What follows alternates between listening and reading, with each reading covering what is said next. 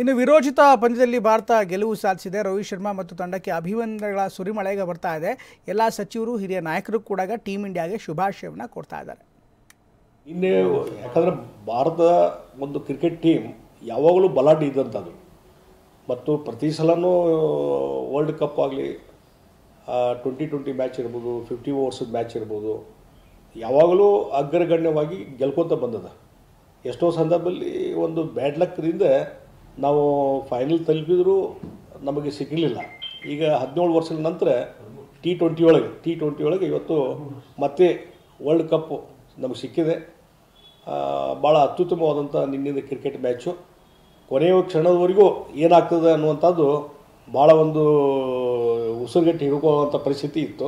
ಆ ರೀತಿ ಅಂಥ ಸಂದರ್ಭದಲ್ಲಿ ಸಹಿತ ನಮ್ಮ ಅತ್ಯಂತ ವಿರೋಚಿತವಾದಂಥ ಪಂದ್ಯದಲ್ಲಿ ನಿನ್ನೆ ರೋಹಿತ್ ಶರ್ಮಾ ಮತ್ತು ಅವರ ತಂಡ, ವಿಶೇಷವಾಗಿ ಹಾರ್ದಿಕ್ ಪಾಂಡ್ಯ ಅವರ ಒಂದು ಬೌಲಿಂಗ್ ಇತ್ಯಾದಿ ಕಾರಣದಿಂದಾಗಿ ಎಲ್ಲರ ಸಾಮೂಹಿಕ ಪರಿಶ್ರಮದಿಂದ ಭಾರತ ಸುಮಾರು 13 ವರ್ಷದ ನಂತರ T20 ಗೆದ್ದಿದೆ. ಭಾರತ ತಂಡಕ್ಕೆ ನಾನು ಅತ್ಯಂತ ಹೃತ್ಪೂರ್ವಕವಾಗಿ ಅಭಿನಂದಿಸ್ತೇನೆ ಮತ್ತು ಇದೇ ರೀತಿ ಕ್ರೀಡಾ ಸ್ಫೂರ್ತಿ, ಕ್ರೀಡಾ ಮನೋಭಾವ ಎಲ್ಲ ಯುವಕರಲ್ಲಿಯೂ ಈ ಥರದ ಗೆಲುವಿನಿಂದ ಬೆಳೀಲಿ, ಕ್ರೀಡಾ ಆಸಕ್ತಿ ಬೆಳೀಲಿ ಅಂತ ನಾನು ಹಾರೈಸ್ತೀನಿ.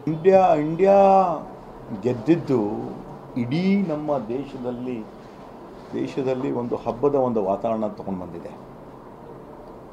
ಇದಕ್ಕಿಂತ ಮೊದಲು ನಾವು ಗೆದ್ದಿದ್ದು 2011ರಲ್ಲಿ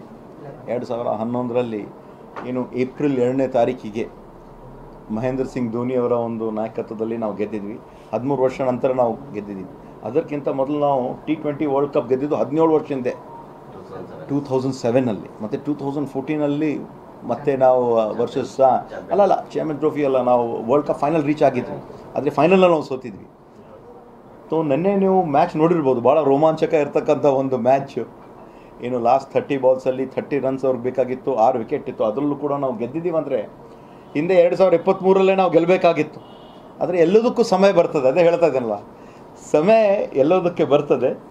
ನೆನ್ನೆ ಆಗಿರುವಂಥ ಮ್ಯಾಚಲ್ಲಿ ನಮ್ಮ ಭಾರತ ದೇಶದಲ್ಲಿ ಒಂದು ಒಳ್ಳೆಯ ರಿಸಲ್ಟ್ ಬಂದಿದೆ. ಅದಕ್ಕೆ ನಾನು ಇಡೀ ನಮ್ಮ ದೇಶದಲ್ಲಿ ಇರ್ತಕ್ಕಂಥ ಎಲ್ಲರಿಗೂ ಕೂಡ ಅಭಿನಂದನೆಗಳು ಹೇಳ್ತೇನೆ.